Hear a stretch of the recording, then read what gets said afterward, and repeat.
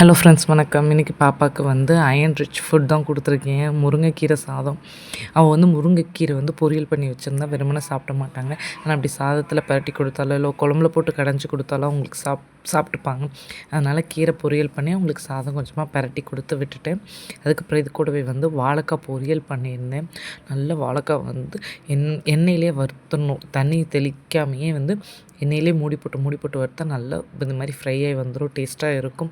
இது கூடவே எங்கள் பக்கத்து வீட்டில் இருக்க கொய்யா மரத்தோட கொய்யாப்பழம் தான் கொடுத்து விட்டுருக்கேன். அப்புறம் இன்றைக்கி மார்னிங் பிரேக்ஃபாஸ்ட்டுக்காக கீரை சூப் தான் கொடுத்துருக்கேன். முருங்கைக்கீரை சூப் கொடுத்துருக்கேன். இது கூடவே முறுக்கு உடச்சி போட்டு சாப்பிட்றது எனக்கு ரொம்ப பிடிக்கும். எங்கள் பாப்பாவுக்கும் இந்த டேஸ்ட் ஒட்டிக்கிச்சு. நான் முருங்கைக்கீரை சூப்பில் வெங்காயம், தக்காளி, பூண்டு, சீரகம் இதெல்லாம் தட்டி சேர்ப்பேன். சூப்பராக இருக்கும். ஒரு வாட்டி நீங்களும் ட்ரை பண்ணி பாருங்கள். இந்த பழக்கம் யார் யாருக்குன்னு